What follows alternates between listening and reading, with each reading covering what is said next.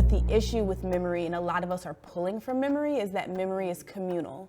Memory does not only belong to us. So when I'm sitting down to write what I remember, it's not just about what I remember. It's about what my mother remembers, and it's about what maybe somebody else in that in that household remembers as well.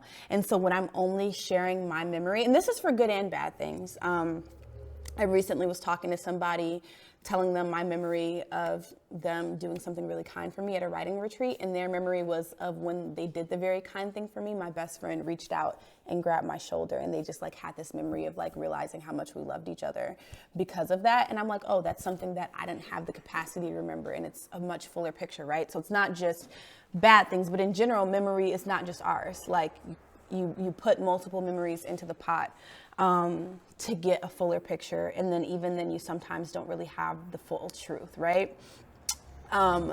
So with memory being communal, I was writing these poems early on about my mother, about my household, about the things that I witnessed, and they were only sharing one side of the story, and they were only sharing one version of my mother, one version of the situation. And my mom is so kind because she believed in me so much. She never said, hey, it's really hurting my feelings. And it took me getting older and becoming a woman to realize, oh, dang, maybe my mom didn't want all her business out in the streets without any kind of conversation or anything like that.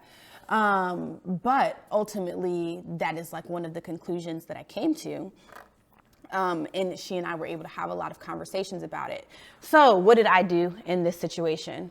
I still write about my mom all the time. I actually have a whole manuscript about her. So it's not that I was like, oh, I can no longer write about my family, but there are ethical decisions and boundaries that I started to put in place. So now whenever I write about a poem or write a poem that reveals anything about my mother, any kind of memory that I have of us, I call her and I read it to her, good or bad, also so that she knows that when I'm calling her to read her something, that it's not just, hey, this is me talking about your trauma. I'm like, oh, this is that story of us at the ice cream shop. Would you like to read it?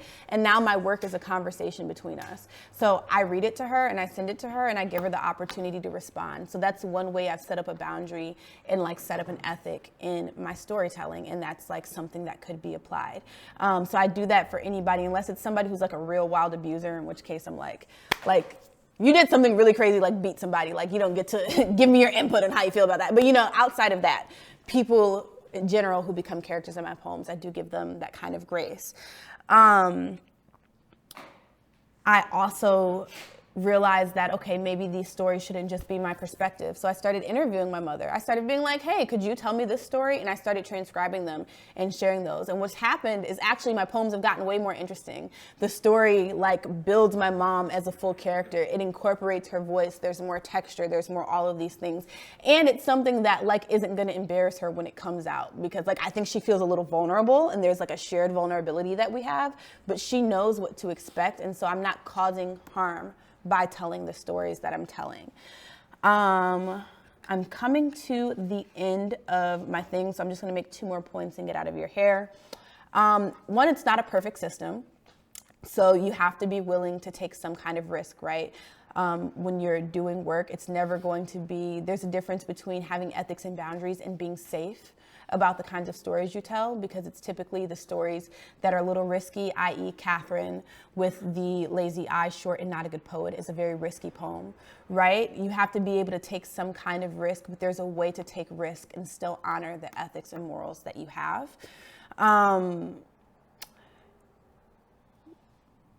When I was doing interviews, I didn't just interview my mother. I started interviewing the entirety of my family. And just asking them questions. And what I realized is they were lying. They were bold-faced lying. I was like, y'all, this did not happen like this. Or this person said this thing. And I'm like, I know this isn't a lapse in memory issue. Y'all are lying. And so ethics in that way also becomes complicated, right? It's going to be a complicated and messy process, but you should have some set of guiding principles or things that guide you. And I think in that way, it's also really important to be committed to understanding that whatever you put out is going to be a narrative. These are characters. And your book, even if it's based on your life, is not your life. It's never going to show you. I don't care how many versions of my mother I try to showcase in a poem. It is never, nobody's ever going to understand the fullness of my mother in the way that I see her as this incredible mom, this incredible person who's done all of these things for me, but I can try to honor the ethics and things that I have for her. So I'm going to read a really short poem that I wrote just to, as my own vulnerability in this space. Is a poem I've read to my mom multiple times, but it's a really short poem that I wrote about that deals with this, and then I'll give you a little homework assignment to do at home so that we can save time. But it's called I've Always Been Good at Poems. I've always been good at poems because I couldn't run from home or make my tongue an audible blade. But I could write about what I overheard, fists slurred against wall and body, God's name, the police at the door. Because she couldn't run, it felt good to say you chose that man we all hated. And they gave me medals for how good I could betray my mother. And betraying my mother got me into college. Betraying my mother paid for my time abroad. Betraying my mother made me so accomplished, even she was proud. Betraying my mother paid so much money that I gave her a cut. I counted the bills in my childhood room and listened to her crying next door. So instead of opening my book with this poem about my mom's bruised body or this, I open my book, one of the first line of my book is I betrayed you.